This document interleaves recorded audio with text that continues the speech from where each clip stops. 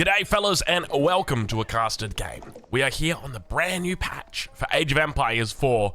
I'm excited to see how the changes will affect these two civilizations. We've got an absolute banger of a matchup for you today. Spawning in the north of the map in the color teal, playing as the Order of the Dragon, we've got Balu. And on the south side of the map in the color blue, playing as the Japanese, we've got Starflark. Ladies and gentlemen, welcome to a casted game. You may be able to tell by my voice, but I have just woken up bright and early. It's 7 o'clock in the morning, and I tell you what, I'm excited for this game. If you're excited as well, make sure you go ahead and hit that like button. Really helps out with the traction of the videos. Let's get into it. We got ourselves a fun little map here, of course. We're talking about Hidden Valley, the valley that has not once ever been seen.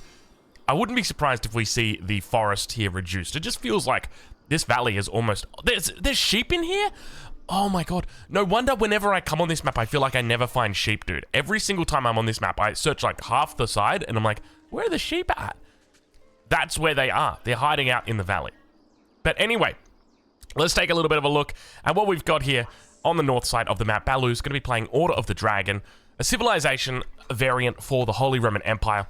This civilization is a bit curious. It seems a lot slower than most other civilizations, and there doesn't really seem to be a lot going for it. There's a couple of things that, you know, I look forward to seeing. Bodkin bolts is one of them. That's been buffed up in the most recent update, so hopefully we get to see a mine work coming out from Balu today. But I wouldn't be surprised if it's just going to be the Archon, because it's kind of the stock standard, right? Like 10% gather rate bonus is better than none. Like realistically, it could be a 5% gather rate bonus, and I think people would still be taking it. But interestingly, we do see him already out on the deer, and he has picked up survival techniques early on. So looking to play a little bit of a different style here. This was a very common strategy players used to do on Altai, because Altai, the deer would spawn very close to your base the exact same way that they've spawned here. And it was very simple, because you could just pick up that survival techniques, get that little bit of extra gather speed. And then you had villagers that were just going absolutely ludicrous. Now remember, the villagers that he's got here are next level crazy. They are gathering insane amounts of speed. They carry 40% more resources. They gather 25% faster without the prelate. And on top of that, they've got that survival techniques bonus now. So he's going to be pulling in the food. And you can see that age up time is very, very competitive here. It's going to be a 2:35 age up. That is pretty quick, about 20 seconds away from the fastest possible. And it is just going to be the Archon. It's a sad drongo today, a very sad drongo, that even the changes to... it wasn't really a buff, a direct buff to Bodkin bolts, but it was an indirect buff to Bodkin bolts. And that was that they reduced the ranged armor on the Springald and the Mangonel. So hopefully we see that getting picked up in popularity, but it doesn't look like we will today. And I'm curious to see which direction he goes. Does he go into a fast castle? Does he go into a 2TC kind of play? Because we have been seeing players opt away from 2TCs recently. I'd say that, well, not really opting away from it, but just dying a lot more when they're going for 2TC. As I said before, in previous games, one of the things that I've talked about is what we used to see was this mirroring. You saw your enemy was going for 2TC, you would go for 2TC, and then because your enemy saw that you're going for 2TC, they'd go fast castle, and then you'd have to go fast castle to mirror them, and it just felt like it was a bit of a mirror fest with all of the economic stuff. But at least there seems to be a bit of variance now. There seems to be players that aren't always just going for the town center opening, and I'm curious to see how the Japanese are going to stack up against it today, because Starflark, he's playing his Japanese. He's got his villagers out here gathering on the stone. He's already got the Daimyo Manor unlocked. And we start to see that Kura storehouse coming down. He's got a great little spot for it here. Deer pack at the back is going to be doubling up as a food drop-off point here on the Kura storehouse. Won't have to drop down any farmhouses at the back here. Very, very nice. And he's going to have a really well-built base as well. That's the other thing to note. On this map in particular, space is a premium when it comes to your base building. So being able to lock it in nice and close to the town center like this and doubling it up with no houses on the back, it's really nice. He's picked up 352 stone, which is going to be enough for him to throw down that town center. We start to see him transitioning over onto the straggler trees as well. So expect to see a pretty decent timing here from him. But on the other side of the map, the age up about to come through. 4 minutes 35. Farm is already down here for Balu. Couple of villagers just on the wood line.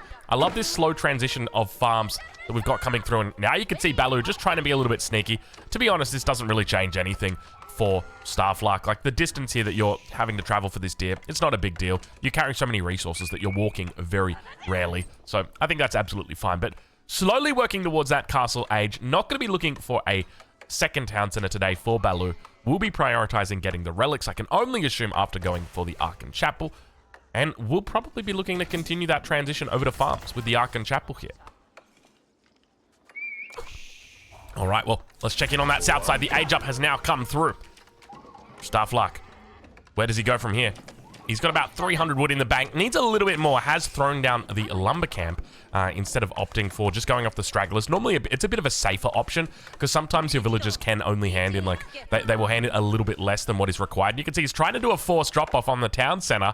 Doesn't actually get it. A little bit behind where you could be on the mark. I think the fastest Japanese TC I've seen is about 4 minutes 50. So he's about 1 minute slower than the fastest one. We are the macro police, as you guys will know. Oh, my lord. I don't think the town center's got such low health that the scout would be able to burn it down immediately, but that could be pretty painful right there. Let's check back in on that north side of the map. No age up in just yet, but very, very close, and a stable will now be coming down for Balu at the front of the base, indicating he's going to be moving into Gilded Knights upon age up. So Gilded Knights together with some prelates. Keep in mind that the Order of the Dragon is not able to train prelates until they reach the castle age. So the Regnitz Cathedral is actually quite good for them. And when you think about it from the Holy Roman Empire perspective, you've got prelates throughout the entirety of the game. You start with a prelate, you can train prelates in the feudal age, you can make a second town center and get some more prelates out so you can go to the castle age with 3 or 4 prelates. The problem here for Balu is he doesn't actually have access to the prelate in the town center. So by putting down the Regnitz Cathedral, what this is going to do is it's going to not only double as that extra gold income from relics, but it's also going to double as a mosque, which is very nice for him to have. So a little bit of an advantage here to playing the Order of the Dragon. But let's check in on the other side of the map. We're right on board with Starflark, and you can see that Starflark has indeed spotted out this stable. He knows what is going to be coming and naturally starts to wall. He's very fearful of the threat of the enemy cavalry potentially coming in. He's completed a wall on the top side of his base, and you can see just how good, well, not how good, but how supportive the changes to walling have been for defensive players. You know, we talked about the fact that the second town centers were nerfed. Well, how about the fact that walls are just so damn good now?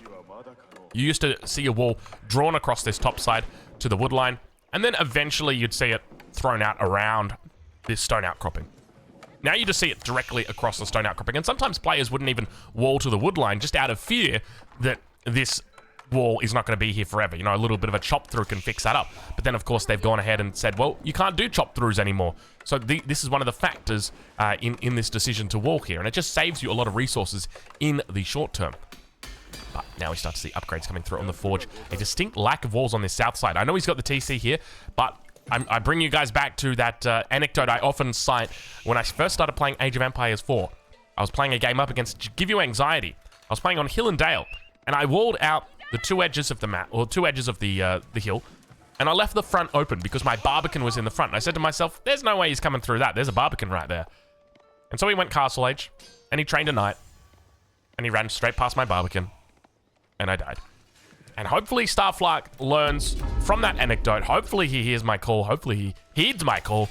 Needs to throw down a wall ASAP. He's got the resources for it. Maybe not enough. 52 wood. Probably not enough for it. I don't know whether... I don't think he's actually seen the Gilded Knight. He spots the prelates. He's chasing them away. The scout's doing work here, but the first of the obligations coming out. And now the Gilded Knight coming through. Look at the damage that it does. It's basically just going to 2-shot the enemy scout. Expect to see a wall thrown down very quickly here. You cannot let this Gilded Knight get into your base. It is going to have an absolute field day. Starflark, you got to be careful, my friend. Now that Gilded Knight coming through. 400 health on this bad boy. There's the wall coming up. He goes to the wood line, or to the gold vein.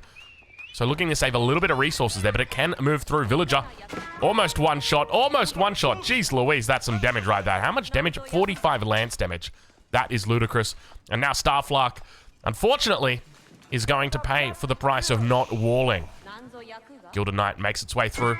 Just decides to do a little bit of sieging here. Oh my, look at the siege damage it's got. It could basically 10-shot this thing right here. Spearman coming out as well. Starflark working towards getting those walls up. Let's check in on that north side. Balu, how's he doing? He's out on the boar at the moment. He's got 8 villagers out here. We see the prelates bringing back the relics. He's got 1+4. So he's managed to get every single relic on the map. For some reason, though, the Gilded Knight has left the building when it really didn't need to leave the building. He could have stayed inside. He could have been sitting underneath town centers looking for villagers. Because remember, the Gilded Knight's always going to be able to come back and look to try and snag some extra healing from a prelate. But the fact that Balu's got 5 relics, to me, is an indicator that maybe he just says to himself, I don't even need to kill your villagers. I've done the math. I've worked it out. I know you're on 2 TC. I know you've got a villager lead right now. But I just took 5 relics. They're double resource relics. And because of that, I'm making up the difference with the villager count through those relics. If we take a look at income per minute, it's going to take a while to get there. But I can guarantee you he's going to be very, very close. And on top of that, if he dares go Imperial, which I think he may be doing, you're going to have a whole another problem, Starflark.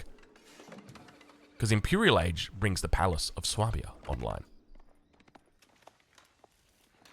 All right, we'll check in on the expansion. Starflark adding in a stable, looking to spend no more time in the Feudal Age. Wants to get up to Castle Age. Going to be looking to put down. Does he go for the Yorishiro?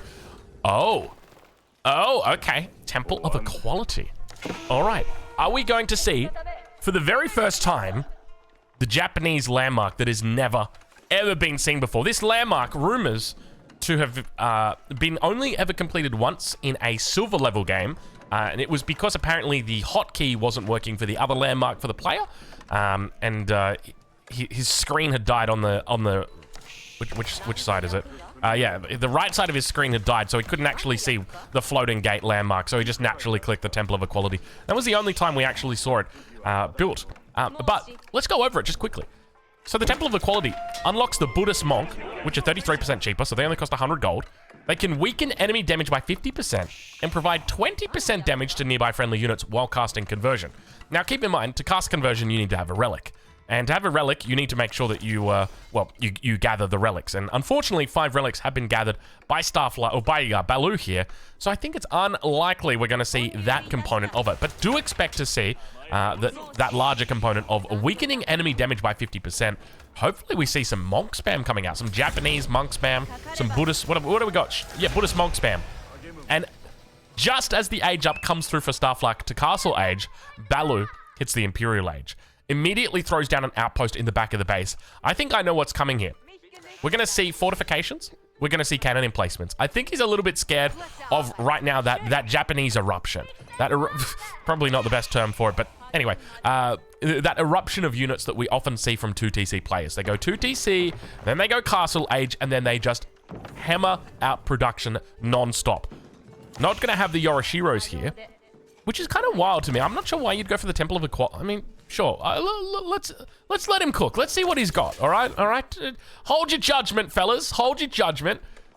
All right, on the other side of the map, though, Tithe Barns on the way through. Cannon emplacement coming in on that front side, right underneath the gold. Not that he needs any more gold. And have a look at the resources per minute that he's got currently sitting on. 744, about 1k, 1.8k, 2.5k. I'll give it to him.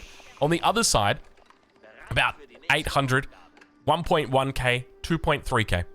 So very, very close on the numbers, despite that villager difference. And not to mention, these villagers, these are stronger villagers than normal.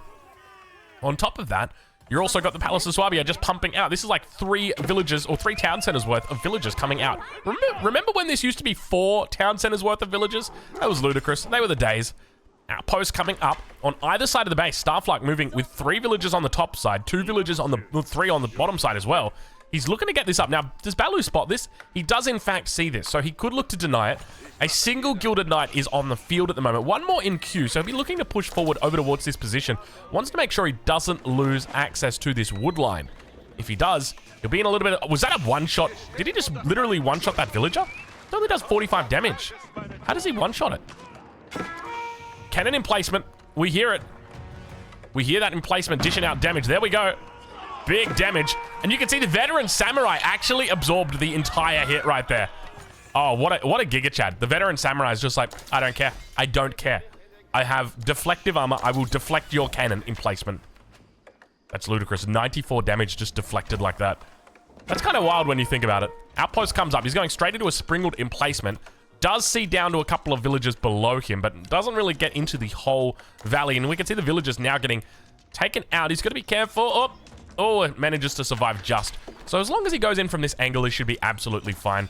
And he'll be able to build, you know, you can probably just delete this lumber camp, build a new lumber camp a little bit further over just so you don't have any risk of these villagers coming through. But now barracks coming up.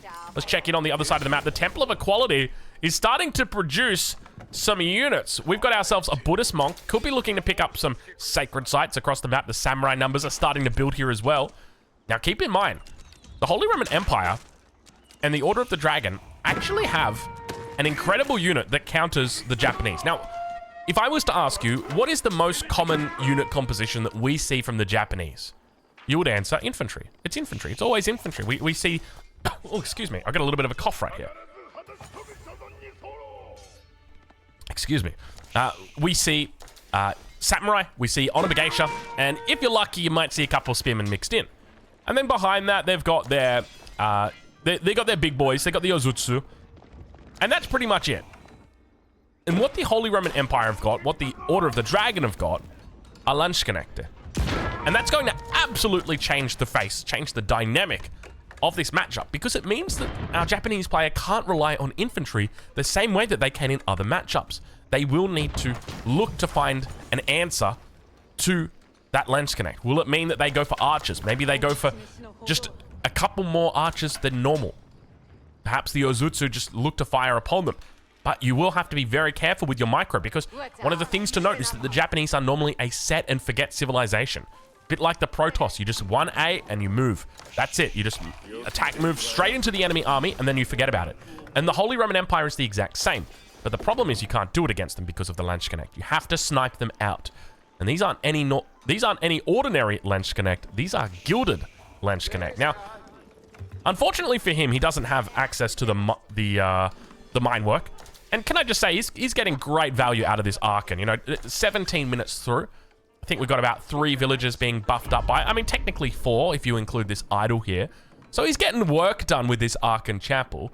For anybody wondering, I'm being facetious. I'm joking about the Archon Chapel. I am the macro police. I will make jokes about this. It gives 10%, dude. 10%. 10%. Less than a feudal age upgrade it gives.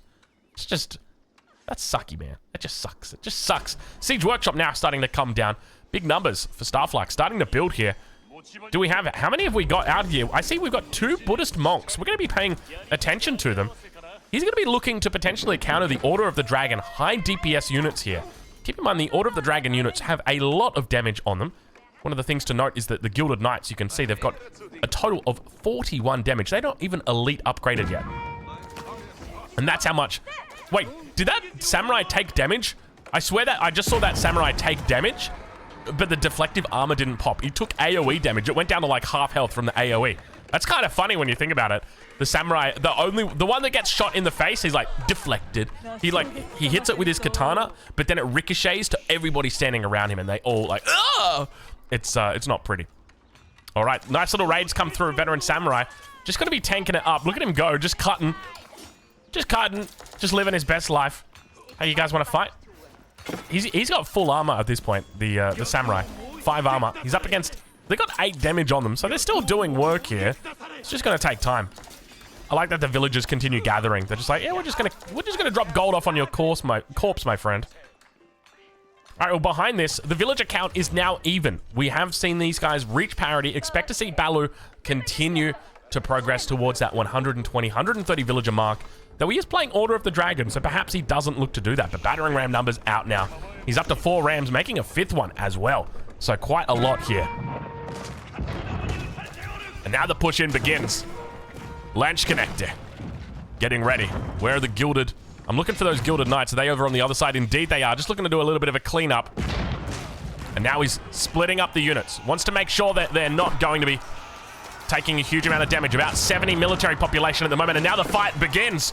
We begin to enter into the battle. The Landsknecht, the one unit that could create a massive problem for him here, is just swinging to win. The Prelates on the back line looking to heal it up. I don't see a single Holy Roman Empire unit that's gone down here. He hasn't taken one out. He's lost everything. In the blink of an eye, it's all gone down. Where did the Japanese army go?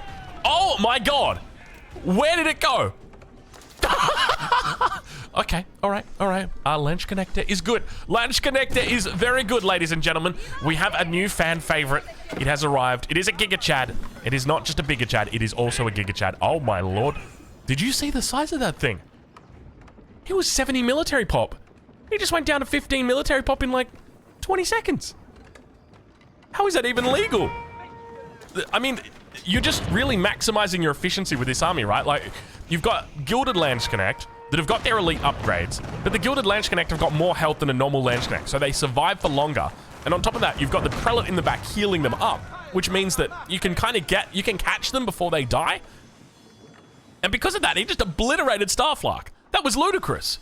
Let's check in with the income. See where they're at right now. 3K, 5K, I'm going to give it to him over on that left side of your screen. Right side of your screen, very similar numbers. Probably a little bit over 4K for Starflark. And that's going to be that relic difference that is coming in at the moment. Kind of wild to see that we've got Order of the Dragon with bigger villages that take longer to build or longer to train. And yet still they've got basically the exact same economy on the same number of villages, and the only difference here is relics. Like, that's literally the only difference, and that's kind of wild to me. But I guess that's a credit to the Japanese economy as well. You got some pretty decent food economies back here, even though he's only on 1,100 food a minute. Has he only just dropped these farms down? Is that why? Surely this would be more food than 1,100 food a minute. It looks like more. It should be more. Definitely smells like more. I can smell it from here. My wife's actually got a rice cooker. She got one of these fancy ones. I think it's like a Chinese one, but it's fancy. It talks to you. And every single time it's finished, it makes this little sound. It goes, cuckoo. And then it does, the rice is ready. Please stir the rice. Anyway, there you go. A little bit of insight into my life. There you go. Takanoshima Gunsmith is online. Keep in mind this landmark is nerfed now, but speaking of nerf, will the stone wall get up? It doesn't look like it will. He's racing to get it up, but the stone wall's going to go down. He sieges straight through it.